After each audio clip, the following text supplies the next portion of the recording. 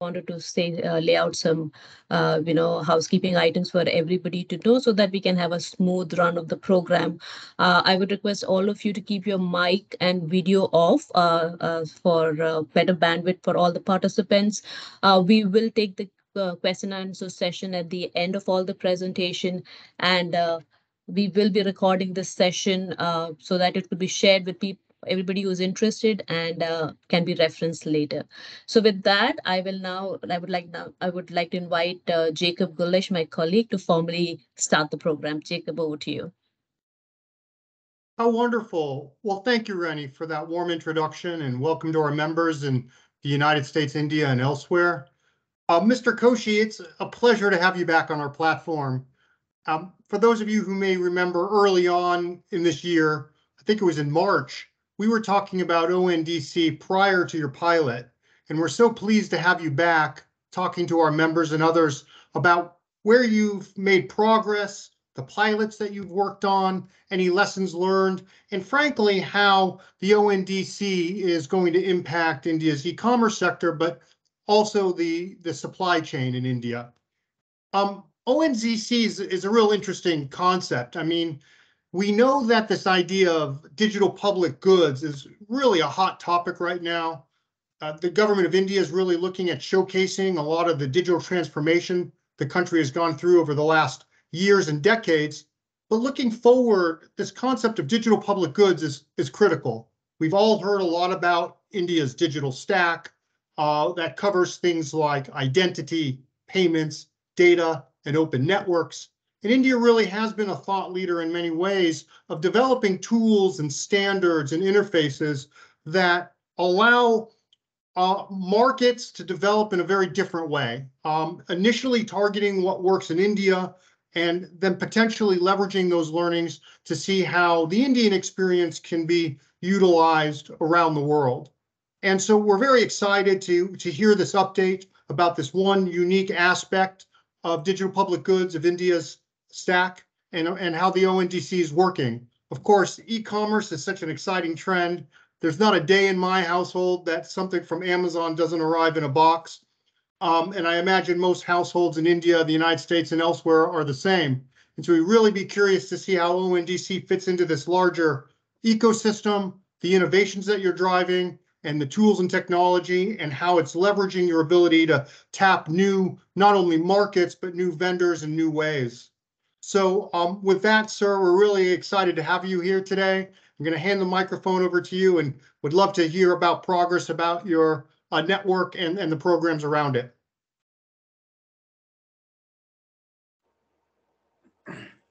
Thank you, Jay, and thank you, Rennie, for making this happen once again, for ONDC to come and present to you an update.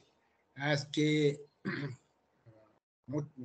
noted, somewhere in Jan or Feb, I think, we had done a preliminary presentation of what we think is ONDC is going to be. It was an idea, and with significant amount of development that is taking place on the foundational level, and with an intention to go forward with implementing this idea further.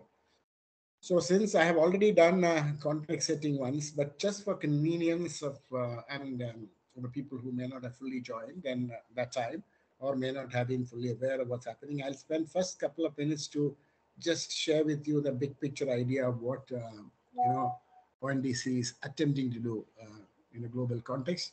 And then I'll tell you how we are proceeding and what is our expectations and how we think it is going to completely transform the commerce sector.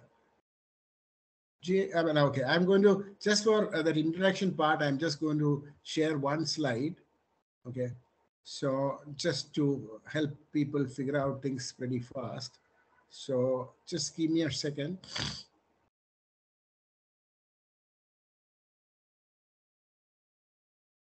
Can you see my slide? Jay, yes. Can you see it? Okay. Yes. Okay, so just to put the things in context for you. So what are we trying to do? As you are all familiar in the digital commerce sector, The current model is what we call wall garden or closed loop platforms. What it means, that is sort of pictorially presented on the left side, where we say if you really look at the major building block of commerce transaction, it's on by a seller interface, which is essentially enabling people who have something to make it available to the market, to the people who want it. And on the right side, you have the buyer interface, which will enable people who want something to come and source them. The current model, which is, as we explained, is a closed user group, which essentially means that there is a significant restriction on how the buyers and sellers can interact in a closed loop. So as you see in the left side of the picture, if you are a seller in platform A, seller interface, just for simplicity, I've only looked at the seller interface and buyer interface as the components of transaction. I'm sure that the logic can be, and this being extended to other components like logistics and warehousing and packaging and so on and so forth. But for the convenience, I'm only using two building blocks here. So as you can see on the platforms A, B, and C had been represented by two blocks, each one representing the seller interface and the other representing the buyer interface. So if you are a seller in, let's say, platform A, you are visible only to the consumers in platform A. And if you are a seller in platform B, you are visible only to the consumer in platform B. But if you want to be present in platform A and platform B, then you need to establish necessary IT systems, processes, contractual arrangement, everything, which are unique to each of this platform. That's what you will see here in the figure left side. The S2, the supplier, the person who has something to sell, the merchant is sort of integrated with both platform A and platform B, which help him to be visible to C1, C2, C3, 4 consumers on the right side. So what it means is as you would appreciate in the basics of economics, that when you have such close network, the networks lead to very high levels of concentration and associated practice, which may not be at the best interest of the industry as a whole, especially when it comes to small and medium enterprises. It will be naturally, even while they do fantastic innovations and service quality and so on and so forth, giving a 5-star experience to the clients and the users, but it is essentially as per their rules. And because of that, while as Jay observed, many of us are active users. Even I get something every day from Amazon or Flipkart, which is a company which is in India we have from Walmart. But if you really look at the e-commerce, retail commerce penetration in India, on the buyer side, it is about only 6 to 7% maximum. It's 5 to 6%, you can call it optimistically 7% even today, in spite of the big growth. And on the seller side, which is making their catalog visible to the buyers, it's only less than 1%. I mean, for two reasons. One is the sellers may not find the terms and conditions of the platform very conducive for them, or the platforms may not find many of the products available to that exclusive segment of the elite customers, what we call the upper cream of the society, which is about 5 to 6%. But because naturally, even I'm there, I will do the same thing, because we will look at what is the what is the place where I can have market adoption fast and margins better and so on and so forth. So and if you also look at the breakup of the various product line that is being used, essentially you would see it is primarily to the meant to the cream of the society or the major volume. While you may also see some few 100,000 sellers apparently registered and there, because of the policies and the way the platforms manage their buyers and sellers, about 35% of the total transactions come from about maybe 35 sellers, and the remaining are all just there and don't get anything much. So the reason is natural that for a platform which is trying to attract on the buyer side a set of privileged customers, it makes sense for them significantly get a committed set of users early on, and so that they will have a bargaining power with the sellers with respect to advertising budget and commissions and so on and so forth. So it naturally encourages concentration on the market share of the platforms on one side, and it leads to concentration of the even the brand's market share, not just the platform market share, with significant challenges to small and medium enterprise, often many of them sort of going down the drain. And that is a challenge not just in India. I understand that's a challenge globally.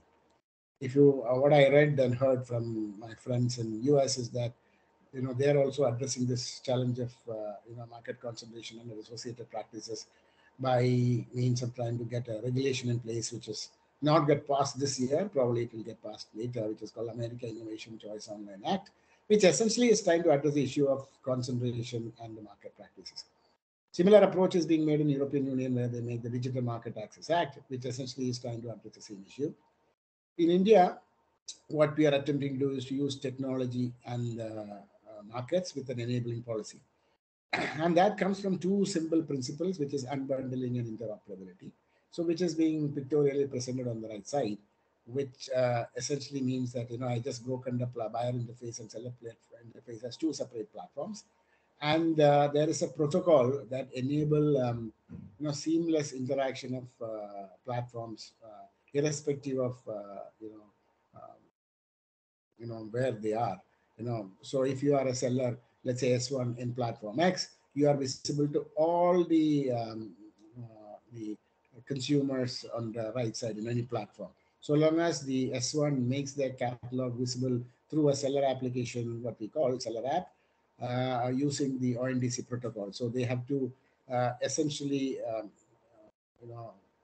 make available to this open network catalogs of any products or services, whether it is B2C, B2B, all using this open ONDC protocol, so that all sellers are visible for any buyer application which is using an ONDC protocol to sort of search for and identify, enter into a contract, tie up for the logistics, tie up for the payment, and to consummate the whole process. So that's what it is represented here on the right side, and so this is the idea of open network for digital commerce. When it comes to unbundling and interoperability, is something that is nothing rocket science. It is there in every damn business in the world today, except in e-commerce. If you are on a product manufacturer, any product you will see significant amount of the components being manufactured and outsourced, some by somebody else. If you're a car maker, the tires are made somebody else. Maybe the wipers are made by somebody else, seats are made by somebody else. But they all follow certain standards and specifications which enable the service provider to stitch them seamlessly and make it available, make a beautiful riding experience. Or let's say telecom companies. Earlier, they all used to try to sort of establish their own towers, telecom towers, and their own distribution channel, etc. And now they realize it doesn't make sense. It's a very bad implementation of investment potential. So they are all sharing. So the idea of unbundling is there in every business, but normally what's happened in the last few years in the e-commerce side had been a very high amount of concentration and providing proprietary technology for end-to-end linkages, which meant that anybody who manages to get some very high market share in the early stages, whether it is in food or whether it is in consumer goods or whether it is in travel, they will end up, what you call the winner takes it all. And the rest of them will practically find it difficult and impossible. And very often who are attempts, find to their peril that they have to make such high investments in many of the components, and where the component capacity utilization is poor and specialization is poor, it ends up being an expensive affair. So that is the way the market's running. And so in India, as we said, that we decided that we are going to develop what we call an open network for digital commerce. To make it happen, we set up this company called ONDC, which is what I head. And there are three roles. This company is what we call a private company with a public purpose. So while it has been significantly endorsed and supported and encouraged by the government, there's no government of India funding into this company. So we reached across to multiple banks and financial institutions, both in private sector and the public sector, and they all contributed to create this foundational layer. And as of now, we have about 19 entities, which includes all the major private sector banks, the major stock exchange, major depositories, and also major PSU banks, and so on and so forth. Nobody has any predominant market share. And the beauty that I observed is that the conviction that is there among the market players is so high that for a startup and for a what you call a, not for profit company, we have a very large number of large and small industry participants both from India and abroad wanting to be a part of the part and participate in the equity structure itself, which we decided that we will take it up only maybe um, after a year, because we have raised enough capital which is needed for a couple of years, even without raising any charges. But since we are not going to be declaring any dividend or listing this company, we are going to be a utility. And so eventually we will make it self-sustaining by having some ridiculously small usage charges from the various participants, which is in no way because is a reflection of the you know the privileged position being monetized, whether in data or any spot, because we consider it to be utility, and all the shareholders, for them also the utility being efficient and cost effective makes sense for them to build business on top of it. So even from a governance point of view, the natural the extension is going to be in this fashion. So this is the big picture of what we are doing. And so what I'll also tell you is how we have proceeded with the implementation. Like I said, we set up the company that 31st of December last year. In fact, I was the first employee as MD and CEO, and then we behaved like a true startup. So what we did is we looked out for really smart and committed people who believe in the whole idea to join me. And so we were lucky enough to get some other fantastic professionals who had got experience in building such large scale one to come in my senior team and also participate. Then we know that it will take time to build up the kind of number of people that we will need. So what we have done, two more strategies. One, we reach across to the large consulting organization and source really smart people to come and part of our team, which is it has two advantages. One is, of course, we get a team, ready, well-trained people at a price which is reasonable. And secondly, they are all willing to participate at a reasonable price, because the potential, the learning that they have and the potential that they have in the industry building on this knowledge is humongous. So we have practically all the big consulting firm, providing their support. And also we have volunteers, real some smart people, including sabbatical people who have been deputed by, if I just give you an example, companies like Unilever or Oracle or some banks in India have actually deputed really smart people to be a part of our team, which is a very, very exciting combination that we have. We have recently did an RFP because to select a strategy consulting firm, and with the idea that now that the things are up and running, to help the adoption by the industry, we want to have a deep dive into the industry impact and how things are going to change, whether it is in products, marketing, supply chain, and so on and so forth at industry level, whether it is in consumer durable, whether it's in agriculture, whether it's in financial products, whether it's in B2B, B2C, and so on and so forth. So we have, as of last month, we have McKinsey joined us doing the study.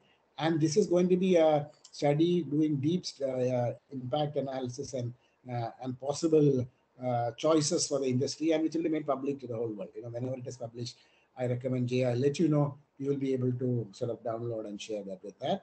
And they also help us as a mirror image of this, help us with some strategic directions.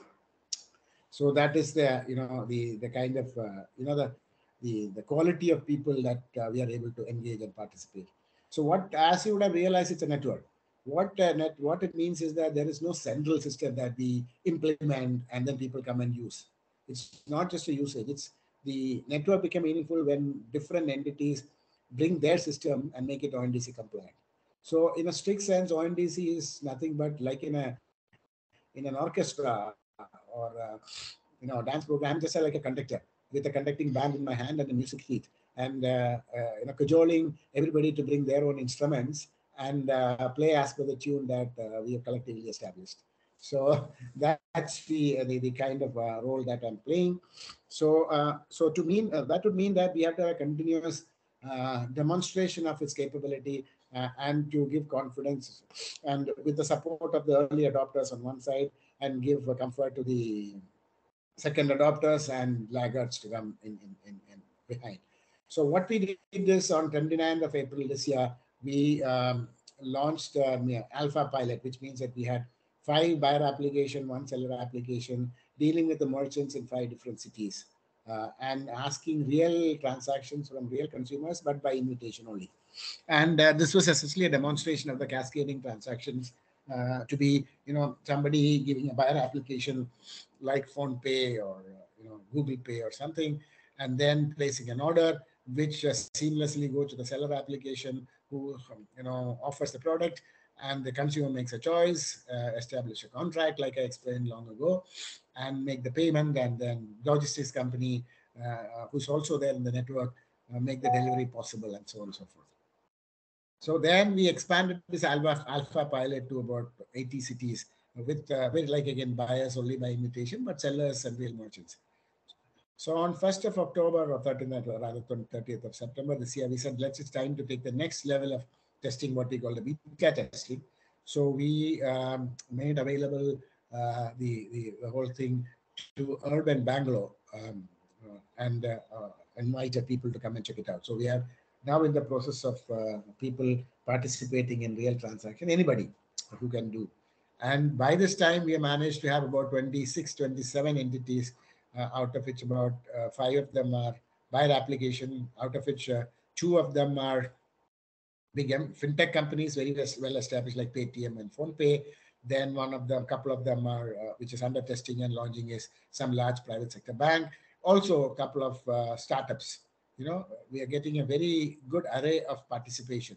And on the seller side, we are getting even expanded participation. We have people like probably ITC and Unilever, which are 2 large consumer FMCG companies, and Nivea, the another FMCG company. They're all gone live.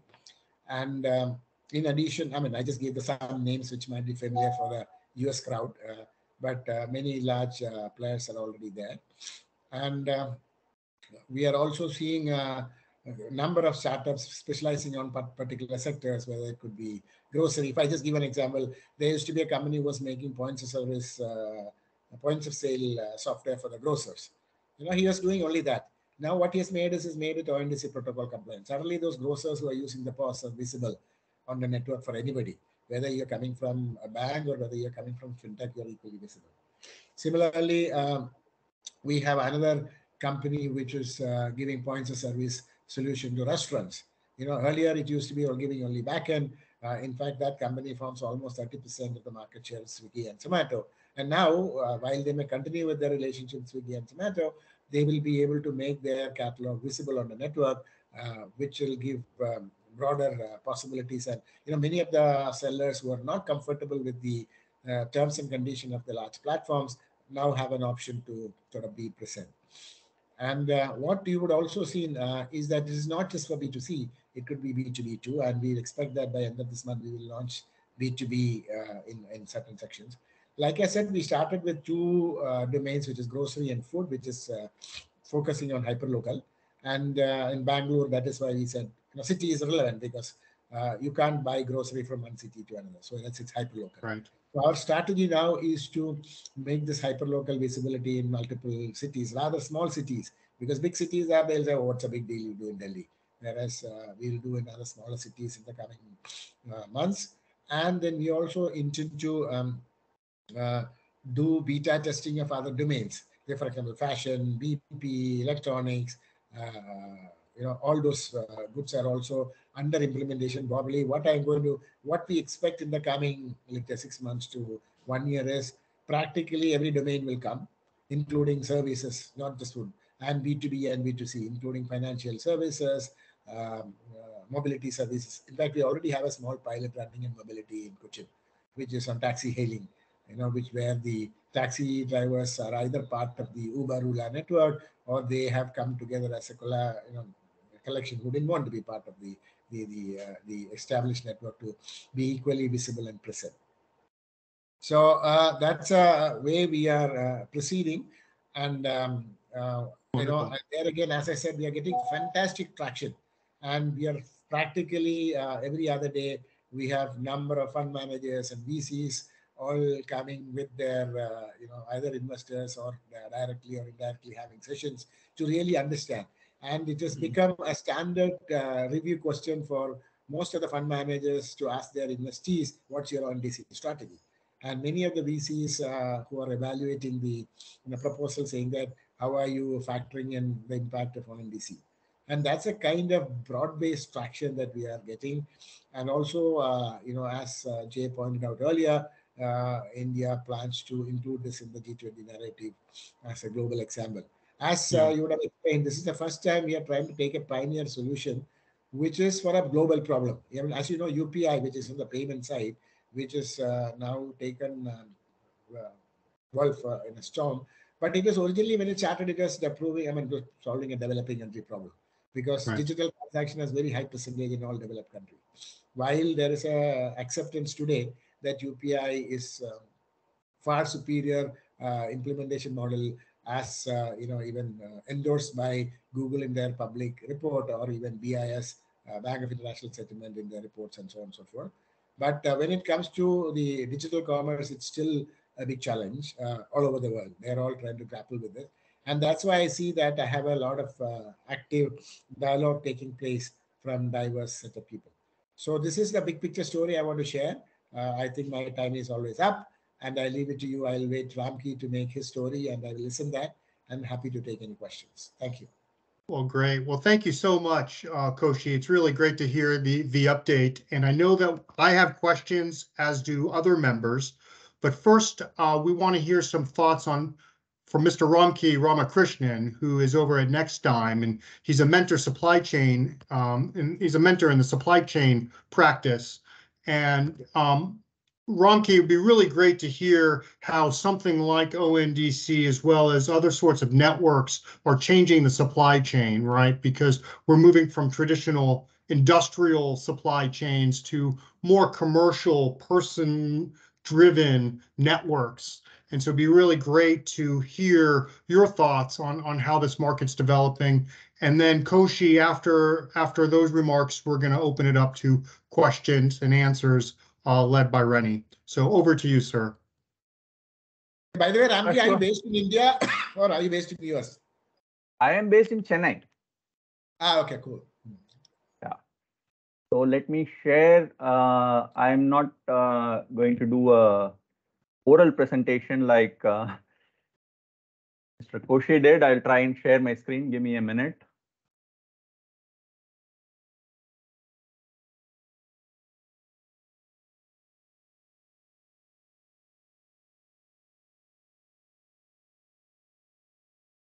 Oh, I'm not able to share for some reason.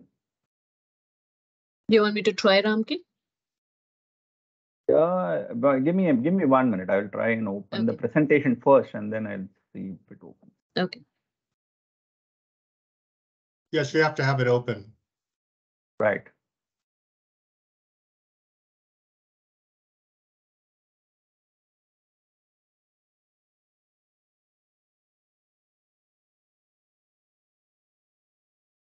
So in the meantime, while we're waiting for the slides to load, what we'll ask is, following this presentation, we'll have some questions and answers. What we ask our members to do, if you have any questions, you can pop them into the chat right here and now, and then we'll take them. Also, if you would like, when we go into the question and answer period, feel free to either raise your hand in the chat function and come on screen and ask the question yourself. So Ramki, you still having trouble? Let us pull it up for you. I think I think Rennie, why don't you take it up? Sure, let me try. Sure, share the presentation. And why don't you start your comments, sir? Can you see the screen now? Yes, we can. Yeah, it is coming up. Okay. So I will just try to be brief, because I know the question and answer session is going to be important. So can you go to presentation mode, Rennie? Sure.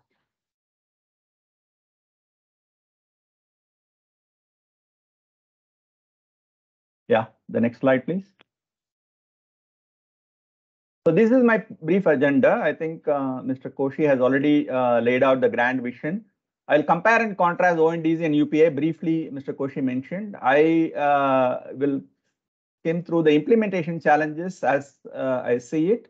then what are the opportunities and what are still open question, and what should we as USIBC members do to work with ONDC? Okay, next slide. So next slide, the grand vision. As I see it, I think the first thing which Mr. Koshi mentioned on the leadership team is, as I see it, is one of the best in the industry with both digital and the scale management expertise. Because to do a project of this size on the population based and make it democratized. Democratize is a very easy word, but to really make it happen, it requires a lot of leadership commitment, and that expertise is available with the team. First thing is that include small and local retailers in e-commerce revolution. Currently, 65% of the e-commerce transactions are done by two platforms. You know what? And primarily, the categories which are addressed are electronics and apparel. So in reality, the digital transactions are required to be covered in hyper-local areas, which is where most of the transaction happen, but that is not getting covered because most of the platforms are running to protect the value rather than flow of the value, because it doesn't make sense for them to address that part. So that is what ONDC is trying to address by having an open protocol and interoperability. There is low entry barriers, lower cost, customer choice is there, and visible ratings of seller across that, which is not available currently in the platform-based approach. Next slide. So what are the 6 things or 5 things which ONDC tries to do to expand the market? Currently, about 6 to 7% penetration is there. The aim is to reach to 20%, which is currently about 60-70 billion is on e-commerce, to make it to 350 billion in the next 5 years. Reduce the duopoly situation, like Koshi briefly mentioned. There is a strong duopoly situation, which results in lot of barriers for small and medium enterprises, and the data is being used by them in their own way to benefit their profits, which makes it more difficult for others. For example, the private labels have grown by more than 50% in the last 3-4 years, which is a clear indication the data has been used to identify which are the products to be launched by these large platforms. And again, fair pricing for sellers, especially during festival season. There are predatory pricing which are there, which affects retail sales in different sectors. In hyper local categories, there is not enough people or there is enough focus, because it is a lot of hard work required, and that is not being put by these large players. The next one. Comparison of ONDC and UPI, there are a lot of similarities. Similarity is population base, interoperability is there, small retail, MSME is priority. Both are run by not-for-profit stake owned by participating entities. All categories, all geographies are being aimed. The difference is in UPI, there is only one SKU. Money is the SKU. Whereas in ONDC, there are huge number of SKUs. Like Koshi mentioned, there is going to be travel, there is going to be finance services, there is going to be anything which is possible is going to be an SKU, and each SKU is a business which has its own supply chain, own way to acquire customer, own way to service. So it is going to be a challenge very different from UPI. ONDC has physical movement of goods. There is no physical movement of goods in UPI. Just the money has to be transferred, and just banks were established, and it is much easier to have. There are much higher subjectivity in ONDC because the quality of products, reliability of buyers, speed, feedback loop, a lot of things have to be set in place before we actually say that, yeah, now it has started to work. Similarly, returns processing, cash handling capability is needed. And the other part from the statutory or regulatory point of view, UPI was blessed by RBI, whereas ONDC still regulations are yet to be framed. It is still a very open platform with driven by highly motivated individuals, but still regulations are missing. ONDC competes with very big established e-commerce giant who currently offer excellent service to customers. So they have actually no questions asked return to the monitoring of service, everything they are happy with. We find that the current, even though it is a duopoly, customers are happy with the service. That is what we are hearing from customers per se. That is a big difference. Next slide. So what are the implementation challenges as we see it? First is who is onboarded faster, buyer or seller? This is a chicken and egg situation, but this needs to be addressed. Similarly, large incumbents help in scale. Like if you want to onboard the large incumbents, then probably the original vision of having the small and medium enterprises focus will be lost. Analytics is limited, but it is very critical for consumer behavior study. Currently, the analytics appears to be very limited. Who enforces quality and service delivery? How are the complaints going to be resolved? It's going to be owned by whom? It's not very clear. Logistics cost economics with multiple choice. For example, geofencing is not there or there. Multiple products are coming from, and the logistic cost is going to become not manageable because people will choose, the buyer will choose based on whatever is the lowest cost rather than optimizing the logistics flow. Similarly, there is a proposal to have third-party audits for policy compliances, but how effective it is going to be is a big question mark. And the last one is data access, more on the standardization and storing of data is still a big question mark. These are some of the implementation challenges as we see. Go on. But we also see opportunities. First is the scale. Of course, with the digital penetration acceleration, we will get a new customers and suppliers. Like Koshi mentioned, unbundling means that participants play to their strength, which means that a lot of things will get focused improvements. Sellers will definitely get capital efficiency as we see the model getting buyers from different apps and opens up opportunities across. For the logistics provider, the last mile delivery efficiency improvement is bound to happen. For the MSME, the B2B business opportunities opens completely new windows and new customers which they are not touched. New collaboration will create better business models is the hope and opportunity. All sectors can benefit from the adoption. So it is not going to be limited to one sector, which means that there is going to be cascading effect, which will be there across all sectors. Yeah. Coming to the logistics part, I think it is important to see that who are already in. So the big names are already there. Dunzo, the hyper-local startup is there. eCart, even though Flipkart is not part of it, Flipkart has put up their logistics arm to be part of this. ShipRocket is there, Delivery is there. I have spoken to a few of them. So basically, why the early involvement? If you ask them, it is not about, they don't see big volumes coming from this, but they want to understand what are the hyper-local delivery challenges. They want to be in this domain and understand what are the challenges which are happening. Work with the early adopters to build trust. The important element in this is building trust. So you will have to build trust across different players, both buyers and sellers. It is not one large negotiation you have and you are assured of, say, 100 crore of business. That is not going to happen. It is going to be a large number of buyers and sellers going to come, which means that you need to build trust working with them. And there are ONDC champions who are working on building solutions. So early collaboration will help them adapt their own service. Similarly, expanding the offerings and get early mover advantage. These are the four points which has been mentioned by the logistics companies involved in this. So it is not that they are looking at very big business from this, but they want to learn very early by adapting and being part of this. They see this as a revolution which is happening and they want to be part of this. Yeah. But still there are open questions. I guess some of it will be answered by Mr. Koshi.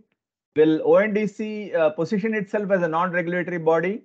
How will the process for the trust building happen? Because complaint resolution and blacklisting of suppliers are happening by currently platforms. If it is not platforms, if it is ONDC, who will do it?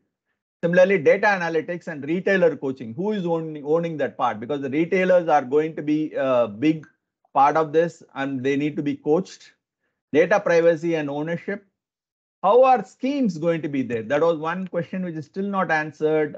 Festival offers, schemes are all running in platforms, but who will be running this? And logistics partners performance feedback process, how is that going to be tracked? And large e-commerce provider, is it going to be, are they going to be onboarded? Is there a thought around it? Or are they going to be still kept out? Because you cannot say that I am going to disrupt them because that is going to be a big, so you need to collaborate.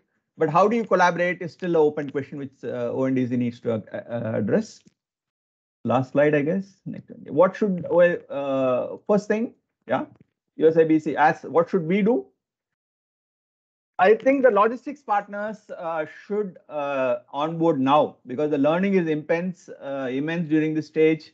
Adapting to pricing, payment terms, new demands is key to scaling up because logistics, you join very late, then it is going to be difficult for getting the trust and getting adapted to the new process. Finance partners, I recommend by mid of next year when more clarity emerges, especially on the unsecured financing risk.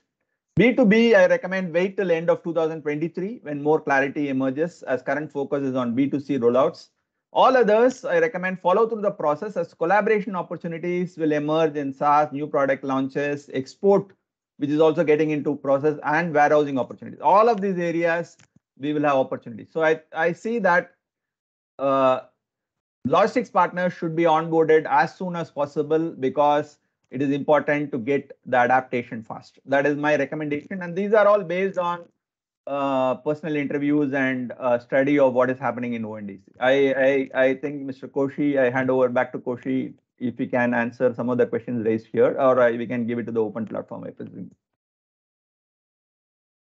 Thank you so much, Ramki, and thank you so much, Mr. Koshi, for giving that, extensive information and reiterating on some of the ONDC's framework and insight into its operability. Ramki, you covered some very interesting topics on, the comparison and similarities between ONDC, UPI. What are some of the reasons that the company should be looking at this very important platform? So very, very informative. I think now we are ready for the question answer session. And as my colleague Jay suggested, you can either put that in the chat or raise your hands. Mr. Koshi, there are a couple of questions that Ramki has already raised for you. If you would like me to bring that slide up for your convenience, I can do that, however you wish to do so. So the first question on the chat that I see for you, give me a second. It was from Day. How about helping people making handicrafts in rural villages of India? Would you like to take that?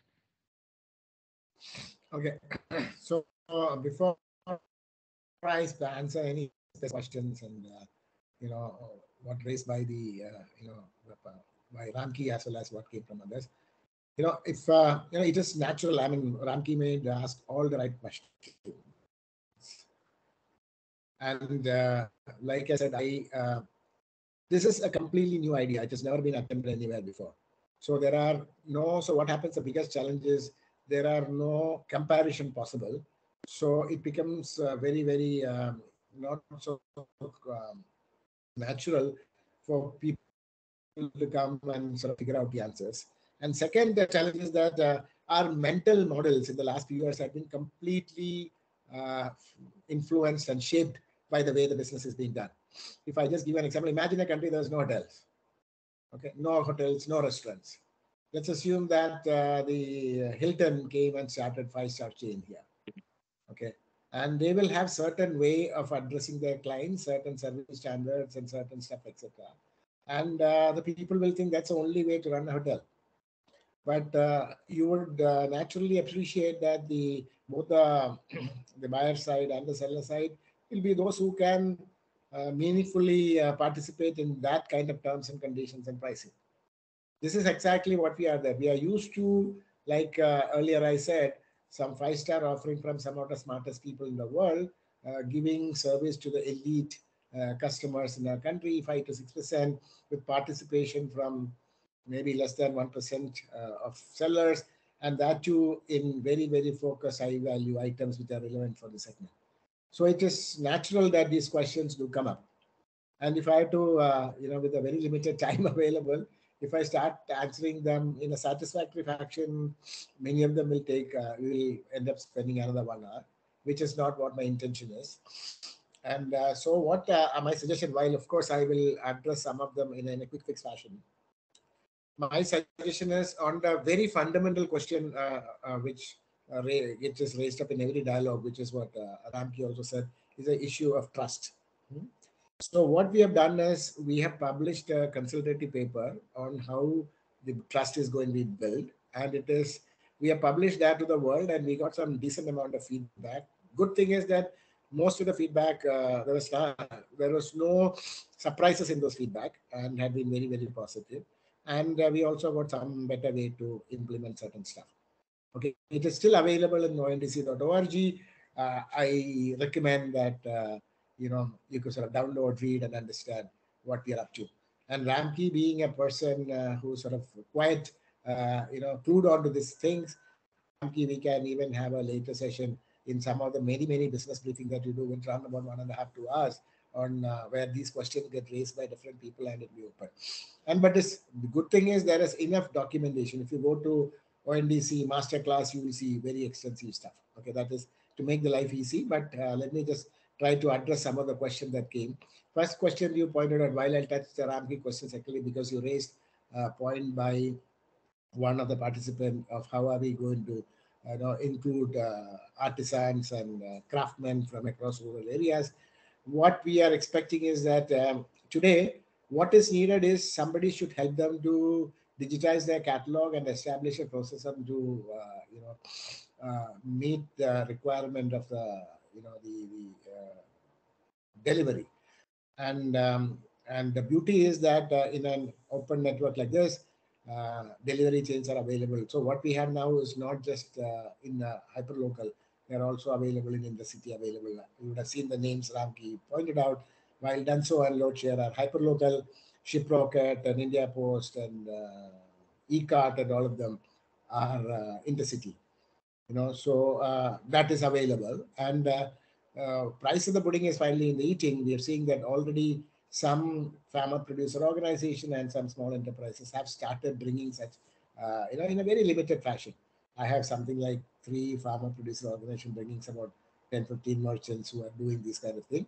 So the good thing is that there is an active initiative by the what we call in the state and central, the Ministry of Small and Medium Enterprises, working to develop schemes and support infrastructure to address the supply side.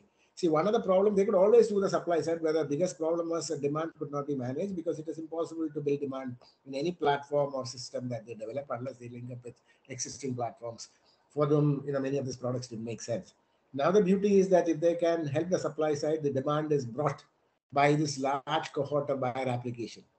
If I just tell you the current buyer applications which are already under implementation, which is essentially 2 large fintech companies, PhonePe and Paytm, and 2 large private bankers, which is Kotak and IDFC, while others are, many of them are under implementation, and the telco, Airtel, and some startups together are has a potential to throw open a pool of 1 billion digital consumers into a common pool, which can be available for any of the sellers if it is there appropriately faced. So that sort of giving a lot of confidence and encouragement to enable that. And one of the functions, while ONDC's job is to only create the digital rail, and I'll address some other questions that Karampi raised later, but we are also taking it as our mandate to work with such entities like the government agencies, developmental financial institutions like SIDBI, which is a Small Industries Development Bank of India, NABARD, which is a bank focusing on agriculture sector, and even philanthropic capital, all working towards helping the people who have not digitally endowed as of today. While the protocol provide equal opportunity, as we will all appreciate, everybody do not have the equal capability. So we need to have a conscious effort of enabling them. So that is also one of our mandate, which we cannot do all by ourselves. But the good thing is that we are getting fantastic amount of support from this diverse kind of entities coming up. So that is, and then let me just address some of the questions. When ONDC as a non-regulatory body to see, it's a very different way of looking, and also draw upon some historical development that took place in other sectors too. So essentially, what is ONDC? ONDC is like I said, is the orchestrator. So they are the one who are onboarding all the seller applications and the buyer applications. What does onboarding involve? It involves a very clear and transparent agreement which is uniform across anybody, whether you are big like Google and Microsoft, whether you are a small startup, you all sign the same network agreement, which is already published, available. You can look at it. And what it says that every entity which is, and while they sign the agreement, we also do some due diligence with respect to their identity, so that it's not like fly-by operators. Some basic due diligence is done to make sure that they are the entities as allowed under the e-commerce policy of the country, e-commerce rules given by e-commerce consumer protection rule, e-commerce as published by the Consumer Protection Ministry, and relevant FDI provisions and so on and so forth. FDI provisions, income tax provisions, FCRA, the FDA positions, all of them. So there's a certain amount of due diligence to know who is coming in. So it's not a flea market where anybody can come. Then we also will develop and implement significant amount of network policies, and this network policies will form an inherent part of this enabling event as existing now and as it's evolved.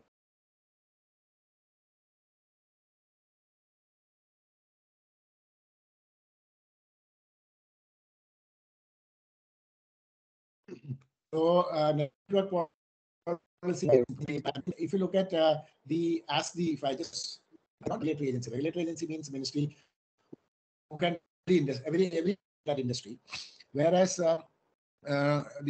we are putting together a close community who are signing on an agreement that will make us like the quasi-regulatory authority of like you manage the club rules. And if you look at that, is how every sector in our country and many other countries have evolved. If I just even in the regulation, if I just give you a couple of examples where I was actively involved, as you know that India had a capital market some 100 years old, and the Ministry of Finance used to be the regulator who had a light touch of how they do, and the Bombay Stock Exchange had their club rules, which try to ensure that they manage their members' interest. And it is only Koshi, I'm going to jump in here. We have some questions and would like an opportunity for our members to talk, and I know we have some limited time. Rennie, can you stop the screen share? And Day, you have some really good questions. Do you mind coming on screen and asking them? Oh, thank you. Hello, Day. Over to you. Mr. Koshi, I think this is a very ambitious and awesome initiative. And so one of the big challenge I see in India is, about 70% of the people live in villages. Unless we take these, whatever the, strategies or approaches we are building, take it to the people of who are living in rural and remote regions of India, we won't have a strong democracy. So, but this is, I see a huge number of possibilities with this program to reach the remote and rural areas of India. So my questions are related to personal services. I'm assuming this ONDC supports the service-related platform, where a platform can sell the services and consumers and buyers. Buyers could be either people who are selling this, sellers could be people who are selling their services. Buyers could be any ordinary citizen can go in and request the service. And so this will provide more choice and more quality, more competition, and equal opportunity for everyone. So what are your thoughts on this ONDC helping the rural and remote areas of India?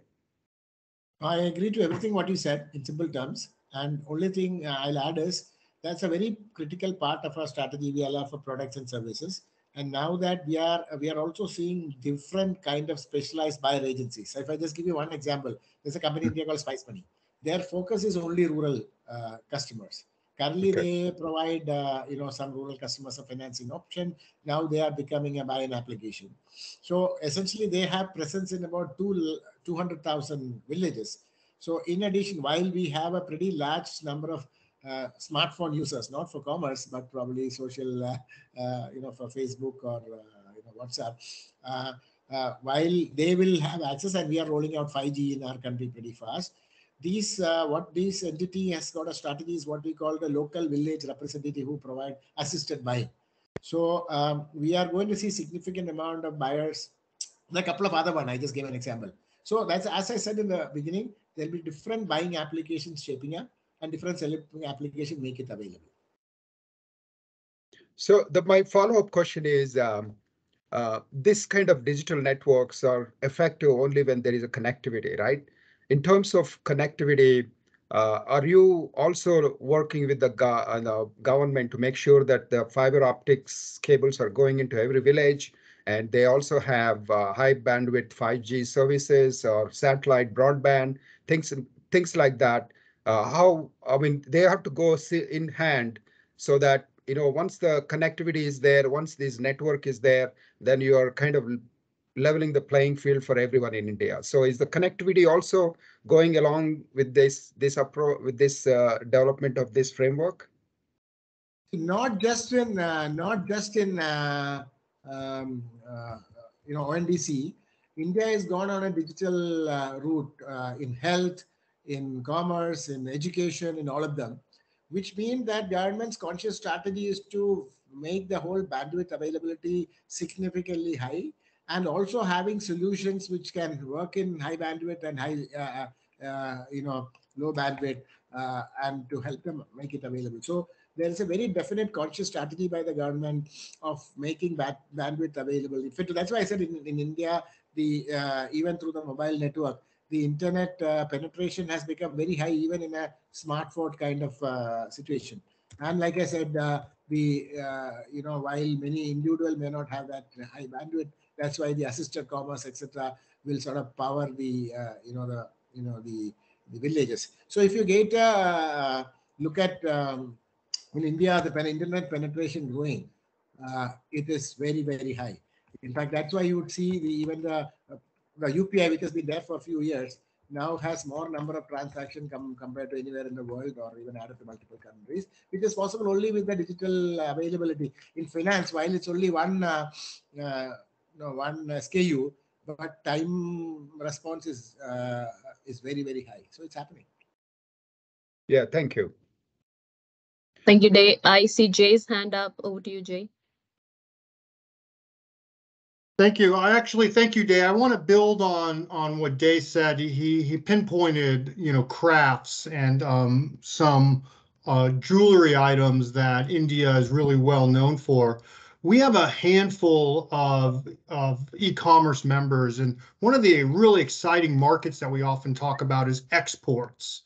That India is utilizing these platforms. Small craftsmen are utilizing global e-commerce for exports, and there's incredible complexity with logistics and customs and returns. What are your thoughts on the international aspect of e-commerce?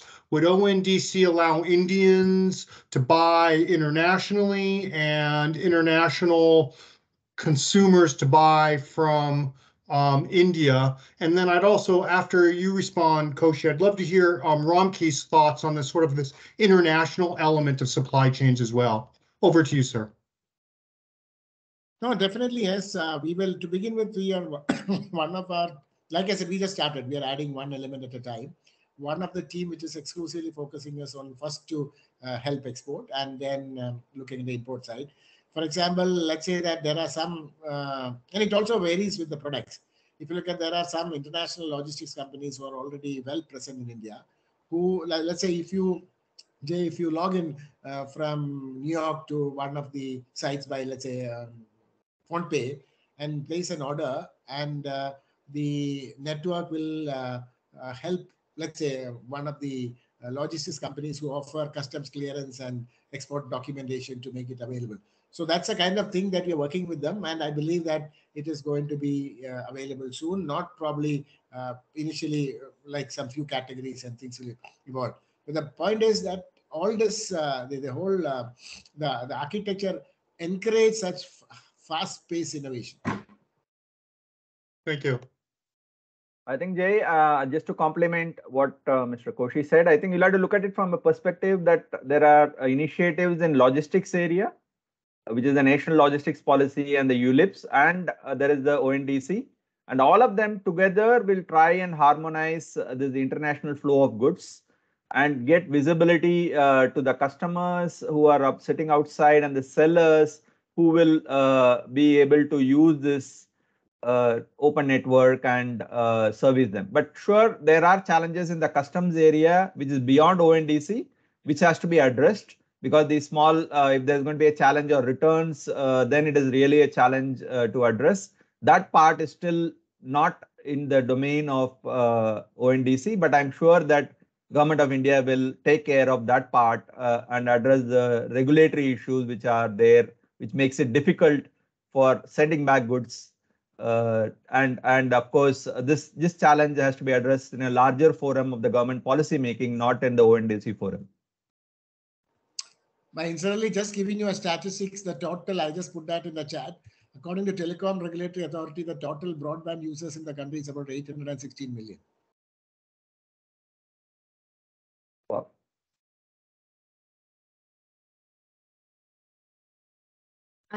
So I think, Sandeep, did you have a question? I think part of it was addressed on the international context being tough, but within the domestic, area, the question would be, Mr. Koshi, that will the ONDC integrate with ULIP under the national logistic policy as far as the Indian domestic market is concerned? Wherever it is relevant, it will be suitably integrated. In fact, our teams are talking. Wherever it's relevant, there could be direct or indirect integration. See, that's why if you look at the beauty is that we are using certain kind of protocol. That, for example, it's not just even if you look at the credit market, which is going to be a big impact on the supply chain. We will be able to unbundle products and credit because when you have digitally verifiable transactions coming, there'll be enough opportunity for working capital loan based on the flow than on asset, which is one of the biggest challenge today. And so the way it is organized is that they all come together as, building blocks. That is a position that India have taken. It's not anybody creating walled gardens of large enterprise, which is controlling. It is all about the underlying digital rate, which allow everybody to talk to everybody else. Thank you. I don't think so. We have any more questions in the chat. Just checking if there are any hands raised. Seeing none, and we have crossed the time limit that we had asked you to be with us. So I think with that, we are ready to move on the last leg of our program, which is inviting my wonderful colleague Sandeep Samadar to give the concluding remarks. So over to you, Sandeep. Thank you very much, Jenny. And as we are over time, I wouldn't be long. I have this onerous task of thanking our speakers. Thank you, Mr. Koshi, for, despite your ill health today, you spent a considerable amount of time to lay out this grand vision of the ONDC, this common digital space for buyers and sellers, which will democratize e-commerce in India, hopefully. It will help probably in discoverability, interoperability, and inclusivity of a lot of new entrants to the e-commerce market. And hopefully it will give us a lot of more freedom to the choice of consumers. From USIBC, I think where we would want to like to come and work with you is because our members from the logistics service committees, our financial service committees, in fact, also our legal service committee would want to try to figure out how we can work with you. Because I think one of the major problems would be probably how do we actually handle some of the grievance redressal mechanisms. So that's probably where we see a lot of opportunities to work with you. And hopefully this is not just a one-off occasion to actually interact with you, and we'll have more. Because if you have seen, Ramki raised a number of very relevant questions, and probably we would probably want to delve deeper into many of them in a probably a sort of a closed door kind of a situation where probably you can probably share more, and where we'll try to figure out how we can reach out more to our members through your intervention.